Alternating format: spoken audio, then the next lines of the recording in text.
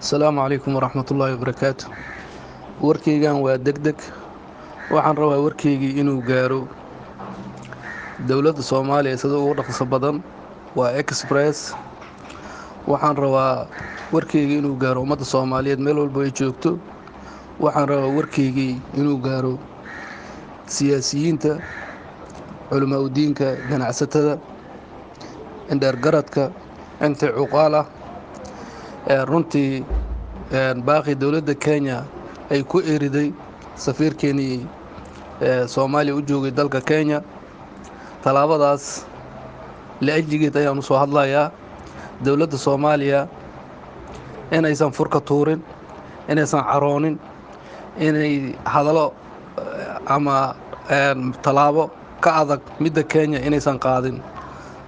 sababtoo ah ujeedadan soo hadlayo waa intaas, in jawaab celinta dowladda Soomaaliya ka imaanaysa inay ahaato mid dheelitiran, mid ku dheehan walaaltinimo, daris wanaag, saaxiibtinimo, iskaashi labada wadan ka dhaxeeya, labada shacib oo isdhexgalay, daris wanaagaas inuu ku socdo. sababtoo ah haddii sidaas aysan dhicin oo mindi kutaag ay bilaabato, waxa loo dagaalamayna ay tahay wax oo dream ah, waa habo aan la qaban karin, aan la arki karin, oo sida ku dhamaan doonto Ilaahay og. ayadoo baasiinkaas ama batroolkaas ama gaaskaas aan weli waxba laga dheefin, haddaan anaga nag iska dhigno oo labada dalba caruurtoodii agoon aan ka dhigno, Kenya iyo Soomaaliya caruurteeni haddaan agoon ka dhigno, dhaqaaleeni oo awalba gawaabsi ahaa haddaan runtii aan ka dhigno dalalka ugu saboolsan, haddaan ka dhigno cadowtinimada dhexdeena taal midii ugu dambaysay, oo walaaltinimadii iskaashigii intaanu sano naga dhexaysay aan ku bedelno ka fiirsasho la'aan, dagaal u ololeyn iyo wixii la mid ah, waxay la tahay in laga shalayn doono. sababtoo ah weligaaga waxaa lala degaa gurigaad dhisanayso, waxaa laga dhistaa qof jiiraan ah oo aad isku dabeecadtihiin, aad is aqoon leedihiin, oo runtii is ixtiraamaysin labadiinaba. marka jiiraanka aad iyo aad ayuu muhiimsan yahay in isku xadgudbo shalay ayaa ka dambeyn doonta. marka waxaan leeyahay dowladda Soomaaliya, xukuumaddeedii, dowladda Khayre, waxaan la talinayaa talaabta ay qaadaysa inay si fiican ay ugu fikirto, talaab oo runtii tusinaysa dariiq labada dhinacba ay ku qanacsan yihiin, oo walaaltinimo ah, saaxiibtinimo ah, daris wanaag ah. talaabtaas inay ugu jawaabto dowladda Kenya ayadoo fiirinaysa taariikhda soo jireenka ahaa ee labada dal ka dhaxeeyay, qaxootigii baaxadda weyneyd ee dalka Kenya soo dhaweysay, ganacsiga Soomaalida ee Kenya, ayadoo fiirinaysa xirooyinka qaxootiga, ayadoo fiirinaysa mustaqbalka labada wadan inaysan dan u ahayn, hadda in la barakaco, hadda in burbur dhaco, hadda in caruurteeni ay agoon noqdaan.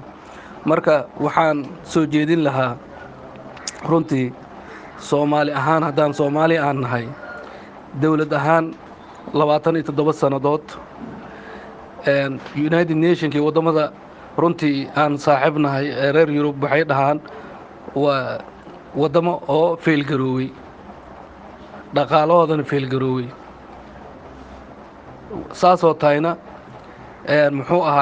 hadday isku dhacdhacaan labadan wadan, maxkamad ay idin sameeyeen oo ICC oo dalalka Afrikaanta ah la saaro keliya.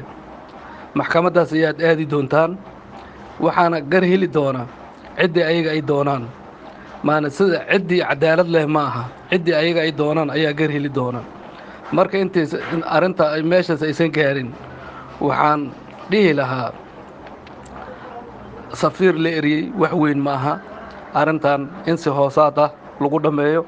labada madaxweyne waa laba saaxiib, si oo waxay ku hadli karaan oo saaxiibtinimo ah. colaadan oo holciisa dad baa ka dambeeya.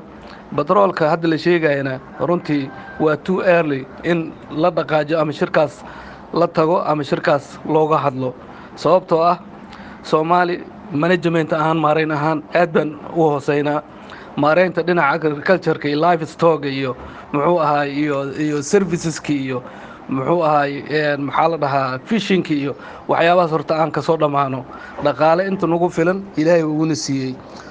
waxaanu haysanaa xeeb baaxadeeda gaaraysa 3,025 kilomitr. waxaanu haysanaa dhul oo aad fertile u ah oo wixii lagu abuuray ilaahay wax ka soo saaro oo macaan. 637,655 oo square kilomitr ah ayaanu haysanaa. dhulkaas baaxadda weyn oo runtii batrool noogu qiimo badan. batroolka magacaas ayaa xoogaa waxaana la naqatay mirihii aan gacamaha ku haysan ayaan dhulka ku daadinaynaa, miro geed saaran ayaan gacanta u taaganaynaa. marka waxay la tahay si taxadira arrintan ha loo fiiriyo. waxaan la talin lahaa soomaaliya dhinaca maaraynta ka sokow siyaasiyiin calooshood u shaqaysata ah ayaa arrintan dardargelinaya oo batroolka. siyaasiyiintaas soomaaliya waxay naqatay goob dhaqaalo loo tago oo loo shaqo doonto. maanta soomaaliya ma joogto waqti hadda batrool la soo saaro. dowladda kenya xataa haddii aan xagga aan dhigno oo la yidhaha batroolkan shidaalkan ma soo saaranaa, ana waxaan dhihi lahaa waqtigiisa hadda ma aha. sababtoo anagoo dhanba weli qabyaaladii iyo musuqmaasuqii iyo qabiilkii ayaa qalbiga weli ruxaaya. waxaan ilaa hadda aan dhisi la'anahay dowlad yar oo macaan oo nabad leh oo aan qabiil ku dhisnayn oo dowlad goboleed ku dhisnayn ayaan ilaa hadda la'anahay. aqliga wixii naga qaaday ma naqaan. waxa keliya aan fiirana waxaa weeyaan Hebeland iyo Hebeland iyo Hebeland ayaan fiirinaa, iyo midabkaas oo qabiilka ah ayaan weli shaar ahaan u gashannahay. marka batroolkaas wuxuu noqonayaa khiyaameen ayuu noqonayaa. nag ayaan iskaga dhigaynaa anaga dhexdeennii, isma cafinayno. dowladda kenya ayaa marmarsiim laga dhigin. marka batroolkaas waqtigiisa lama joogo.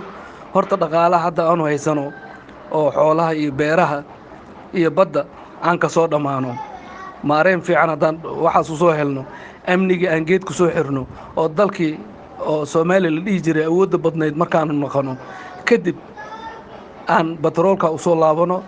dowladda kenya waxaana kala bixinaya markaas waxaa weeyaan waa sharci, awood sheegasho ma aha. nidaam sharcigaana kala bixinaya xuduudihii gumaysiga inoo jaray. xuduudahaas gumaysiga u noqonaynaa, ayagaa noo kala goynaya. laakiin waa waqti oo dhaqaaleeni kobcay oo runtii importigani oo aad u batay. sababtoo ah importska waddanka iyo exportska ayaa badan, deficit badanna waa ku jirnaa. lacala maalan revenuegu waddanka soo gala hadduu yahay 155 milyan ama 200 milyan, expenseska waddanka baxayaa 250 ama 300 milyan oo gaarayaa. marka taas aan runtii aan ugu soo kobcono dhinaca maaraynta inaan xoogga saarno weeyaan. aan dalkeeni industrial ahaan wax ka furan dhan waa dhowr warshadood aan ka dhigno meel oo warshado badan oo alaabteedii dibadda loo dhoofin karo. aan ka dhigano xoolahani kuwa dibadda loo dhoofin karo ayagoo qasacadaysan iyo isagoo noolba. aan ka dhigano baddeeni muxuu ahay wixii ka soo baxa macadin iyo luulu iyo dahab iyo kalluun kuwa oo la warshadayn karo oo dibadda loo dhoofin karo. aan ka dhigano caradeeni dahab. kadib markaan ku heshiinay intaas oo dhan oo aan aragno inaan maaraynta dhinacaas aad ugu fiicannahay, dhaqaalii aan kobcinay, faqrigii aan ciribtirnay, kadib aanu soo jeysano muxuu ahay gaaskan waa cadow, yaanan isku laynin. walaalayaal waxaa idin leeyahay maanta culimaadiinka waxay ka hadlaan keliya xalaal iyo xaaraam. arrintan ayaa muhiim ah, sababtoo ah arrintan dhiig badan ayay daadin doontaa, caruur badan ayay agoonka dhigi doontaa, dhaqaalo badan ayay dhulka gelin doontaa, colaad badan ayay abuuri doontaa. culimmada waxaan la talin lahaa inay afkooda furaan oo ay ilaahay ka baqaan, oo labada dal intii hadda dowladda soomaaliya ee hadalkeedii ama codkeedii ay culeys ka dhigin, inay tallaabo oo xigmad leh inay soo diraan oo dowladda ay ugu sheegayaan muxuu ahay colaad in shalay ka dambayn doonto wanaagana in reenreen iyo prosperity ka dambayn doono. marka waxaan dhihi lahaa siyaasiyiinta soomaaliyana oo runtii oo baasiinkaas u maleeya in ama gaaskaas u maleeya in dhaqaale laga samayn karo oo ay rabaan jeebkooda inay ku buuxsadaan, aysan dan ka lahayn agoonta iyo muxuu ahaay iyo cadowtinimada iyo baaba iyo burburka dhici doona aan dan ka lahayn. waxaan idin leeyahay allihiina ka cabsada, calaykum billaah calaykum billaah calaykum billaah ayaa idin leeyahay. markii allihiina ka cabsada, ummadda agoon ha ka dhigina, dalka burbura ha soo jiidina, wanaagii walaaltinimada ha laga hormariyo iyo diris wanaaga. dowladda Kenya awaalkeeda cid ay u gudi karto male ilaah mooye. marka waxaan idin leeyahay aniga ma aha dowladda Kenya inaan wehelinayo, laakiin waxaan ogahay fidnada iyo dagaalka meesha ay gaari doonto haddaanan kala maarmaynin oo waddan jiiraan aanu nahay oo dadkeena isdhexgalay, ganacsigeena isdhexgalay. wax walba ugu horeeya waxaa weeyaan inaan mar walba wanaaga aan muujino.